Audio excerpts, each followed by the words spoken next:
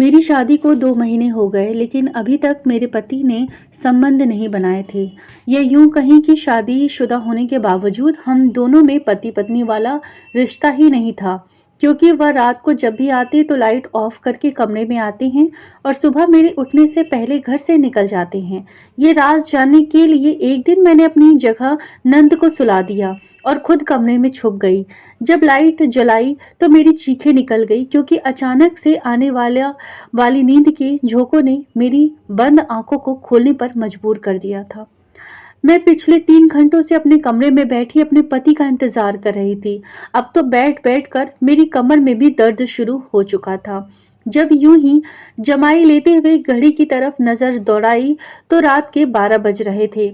मेरे तो होश उड़ गए थे। आज तो मेरी सुहागरात थी, मेरी पहली रात, जिस रात पति पत्नी एक दूसरे से कई वादे करते हैं और उम्र भर साथ निभाने की कस्में खाते हैं।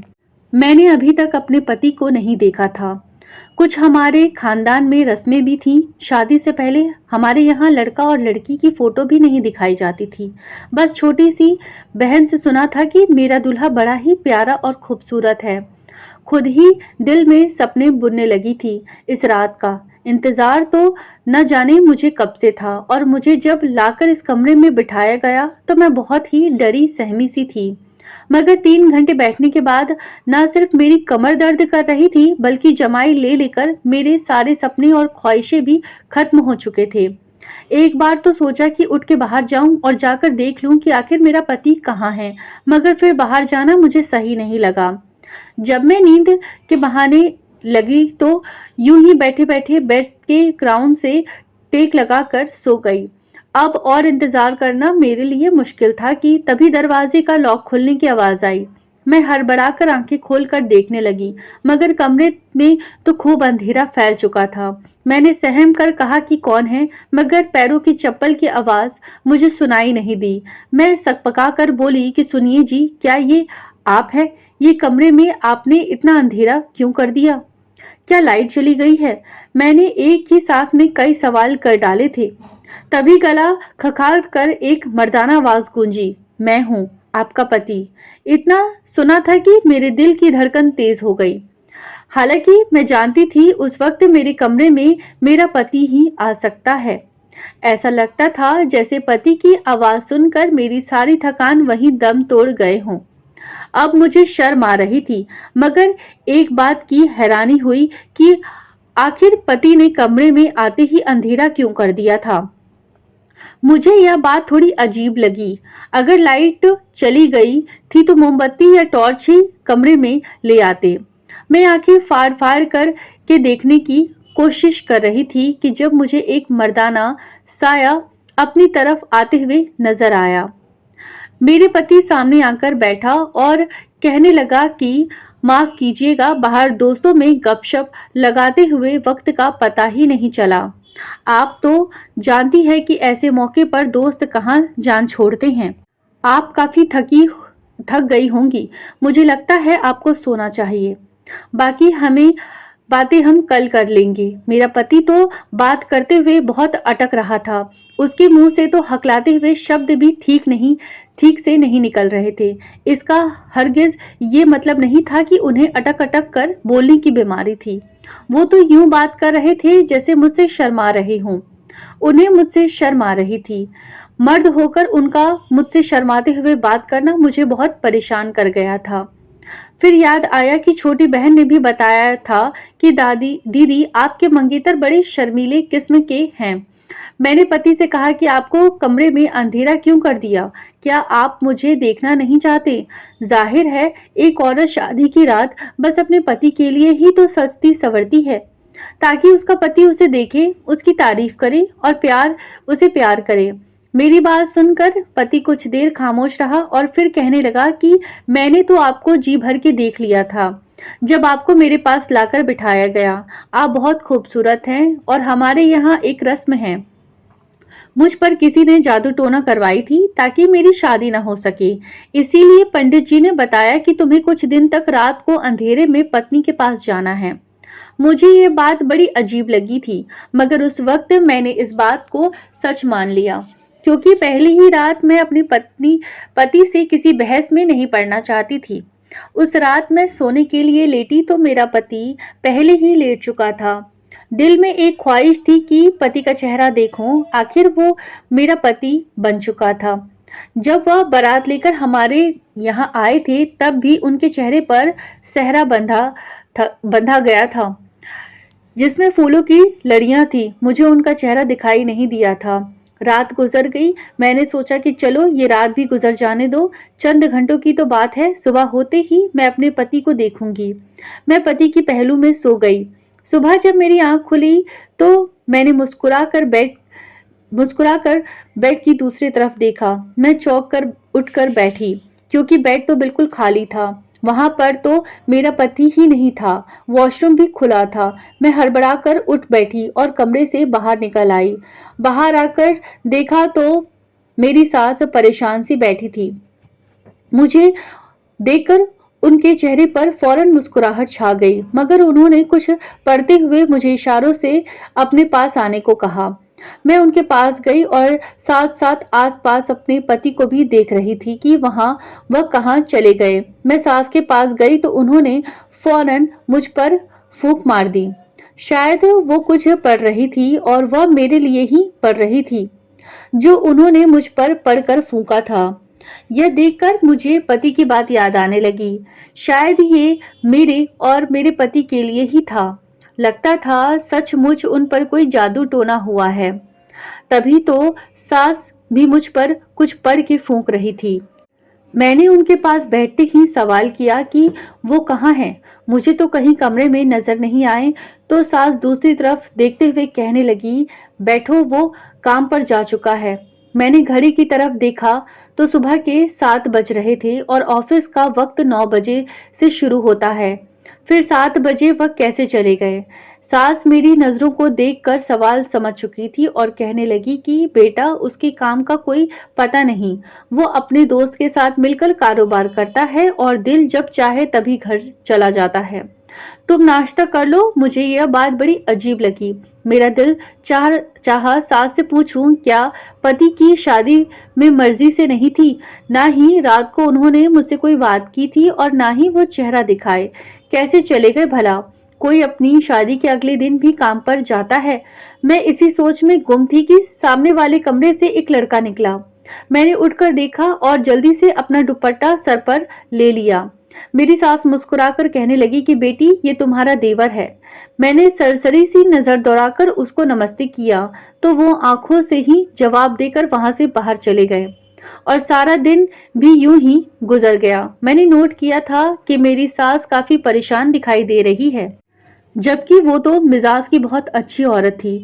हमारा रिश्ता होने के बाद वह कई बार हमारे घर आई थी। मैंने उनके चेहरे पर कभी उदासी देखी ही नहीं थी।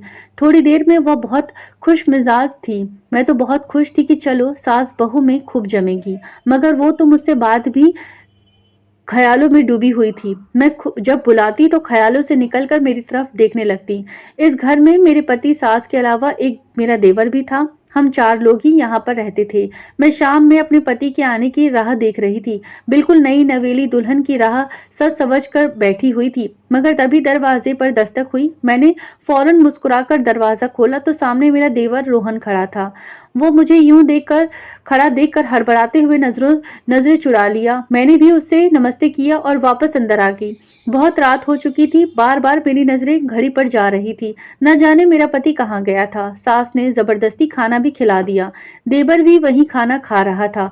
मुझे महसूस हुआ कि जैसे वो मुझसे चोरी चोरी देख रहा है। मैंने जब उसकी तरफ देखा तो वह बौखला कर नजरें ही बदल दिया और फिर आधा खाना छोड़कर घर से चला गया। मेरे दिमाग में बहुत ख्याल आ रहे थे। मैं यूं ही बैठी सोच रही थी कि आखिर वजह क्या थी।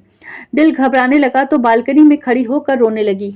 आंखों से आंसू बह रहे थे। शायद मैं उनको पसंद नहीं आई थी। वो मुझसे नफरत करते थे या फिर उनके दिल में कोई और था जिसे वो मोहब्बत करते थे।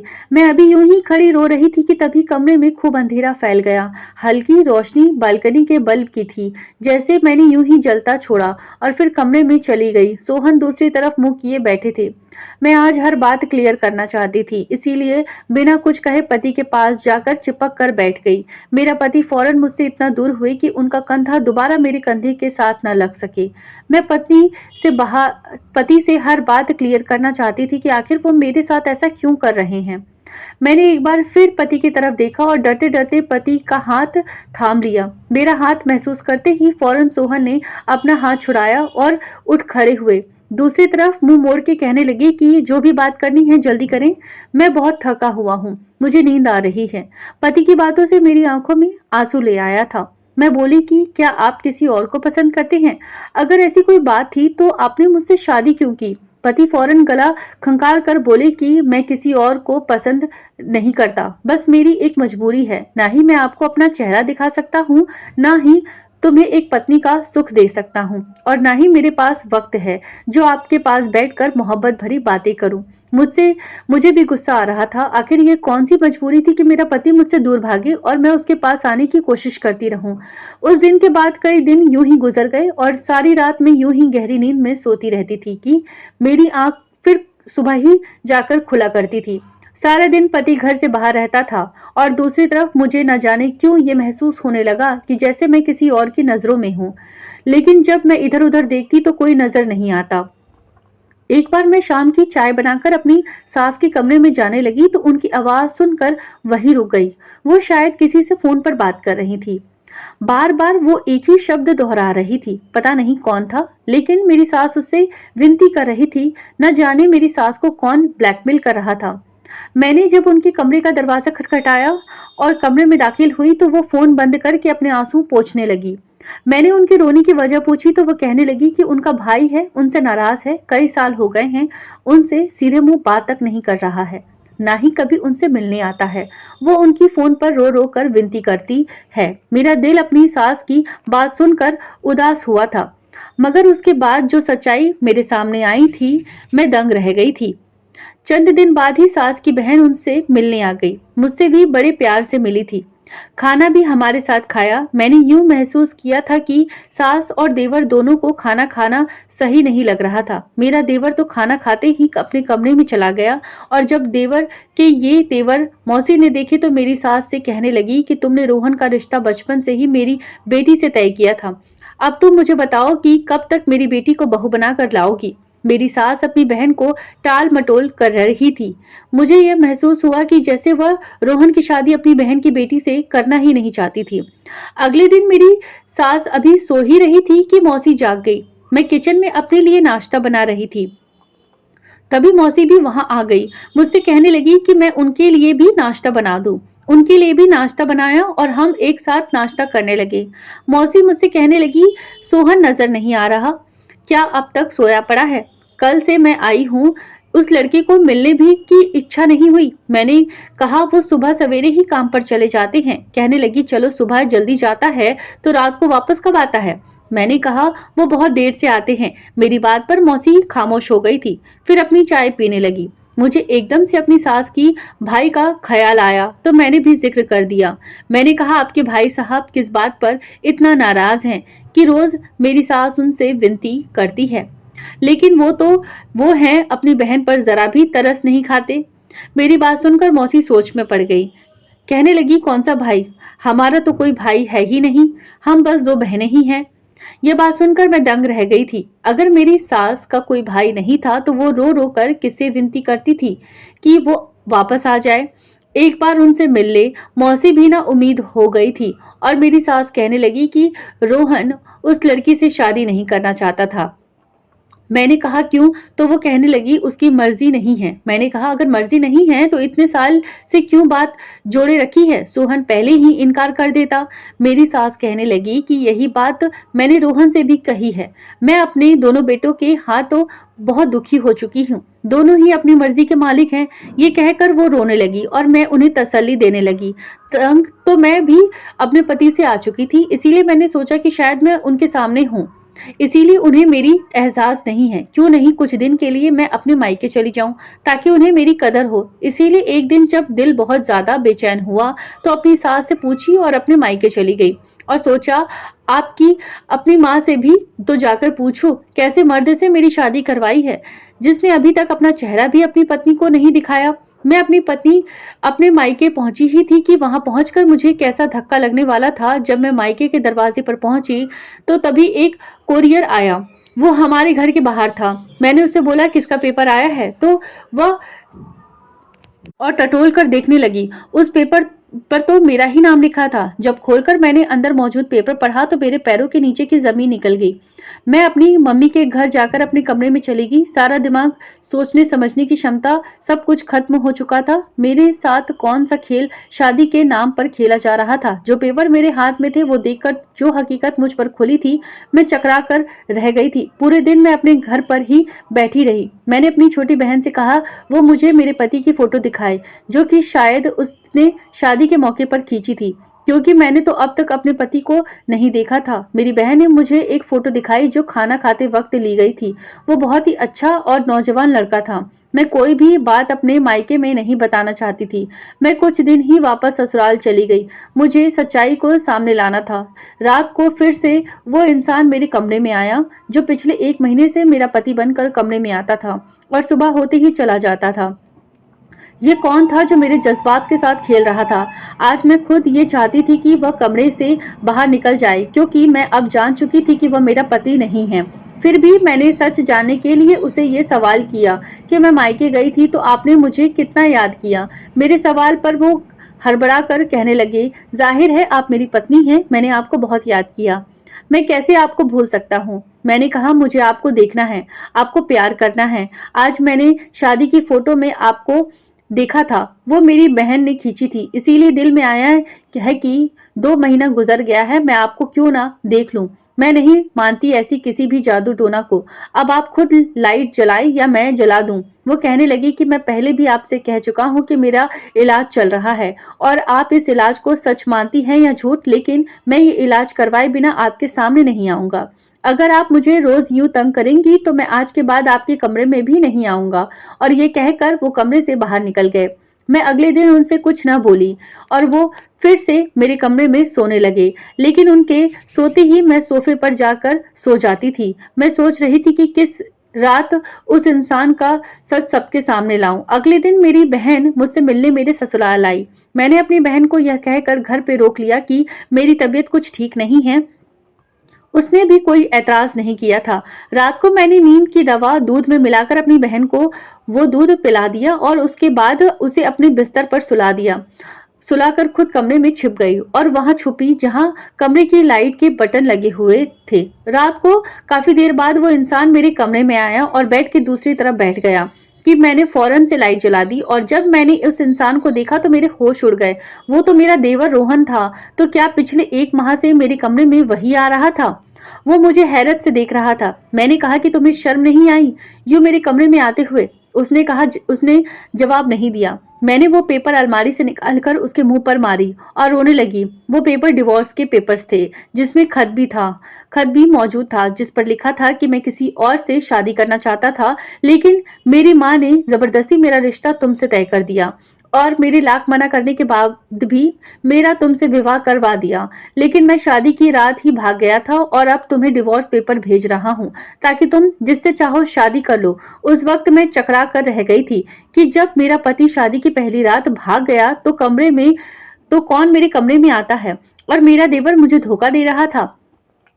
मैंने उसका कॉलर पकड़कर उसे झकझोर कर रख दिया कि उसने मेरे साथ ऐसा क्यों किया। वो कहने लगा, मैंने आज तक आपके साथ ऐसा कुछ नहीं किया कि आपको ये मुझे शर्मिंदगी उठानी पड़े। मैंने जो कुछ किया अपनी माँ के कहने पर किया, क्योंकि सोहन भाई शादी की रात ही भाग गए थे। मेरी माँ डर गई थी कि अगर यह बात फैल गई तो क्या होगा, इसीलिए मुझे कमरे में जाने का कहती थी। ताकि आपको इस बात का शक न हो जाए और बात बंद मुट्ठी में ही रह जाए। लेकिन मैंने आपके साथ कुछ भी गलत नहीं किया। मैंने कहा, मैं यहाँ सिर्फ सच जानने आई हूँ। तुम्हारा भाई मुझे डिवोर्स दे चुका है, इसीलिए मैं ये घर छोड़कर जा रही हूँ। मेरा इस घर से कोई रिश्ता नहीं है। मैं अगली सुबह अपने मायके चली गई और सारी बात अपनी घरवालों को बता दी। मगर कुछ माह बाद मेरी सास हमारे घर आ गई। उन्होंने मेरे घर वालों से माफी मांगी और मेरा रिश्ता रोहन के लिए मांगने लगी। कहने लगी, अब अगर अपनी बेटी की शादी की तो आपको अच्छा रिश्ता नहीं मिलेगा। गलती मेरे बेटे का है, ये मेरा, और सजा आपकी बेटी को क्यों काटनी पड़े। मैंने सोहन से बहुत विनती की कि वो वापस आ जाए, लेकिन वो नहीं आया। मेरे मम्मी पापा ने मेरा विवाह मेरे देवर रोहन से करवा दिया और मैं रोहन के साथ शादी करके अपने ससुराल गई। और अब रोहन भी मुझसे बहुत मोहब्बत करते हैं। सच ही कहते हैं लोग कि एक औरत ही औरत का घर बर्बाद भी करती है और आबाद भी। हेलो दोस्तों, आशा करती हूँ कि आपको हमारी कहानी अच्छी लगी होगी।